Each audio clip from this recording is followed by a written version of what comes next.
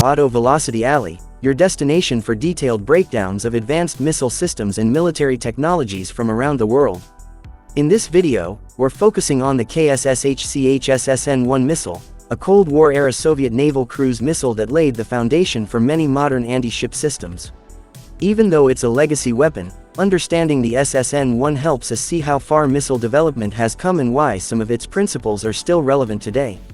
The SSN-1, also known by its Russian designation KSSHCH, was one of the first Soviet ship-launched cruise missiles developed during the early 1950s.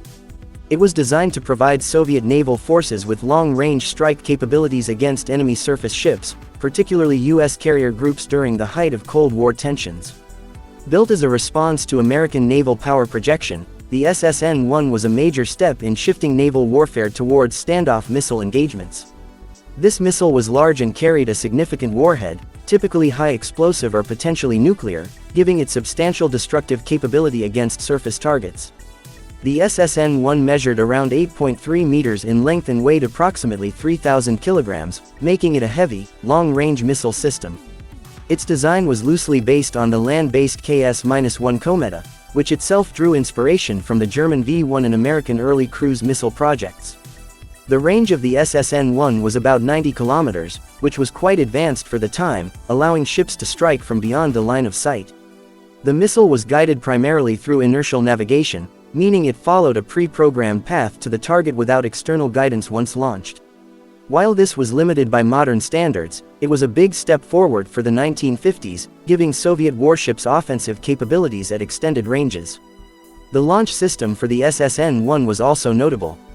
The missile was launched from a rail launcher installed on cruisers and destroyers, often with a blast shield and launch ramp.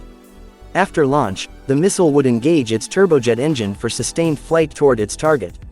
Its subsonic speed and straight-line trajectory meant it was relatively easy to detect by today's standards, but back then, it was a serious threat that required rapid countermeasures. One of the reasons the SSN-1 was eventually phased out was due to its size, limited range compared to evolving technologies, and guidance system constraints. However, it served as a technological stepping stone for more advanced Soviet missiles like the P-15 Termit and later the P-500 Basalt and P-700 Granite. The doctrine of long-range ship-to-ship missile engagements became a cornerstone of Soviet naval strategy, with the SSN-1 helping to define that shift.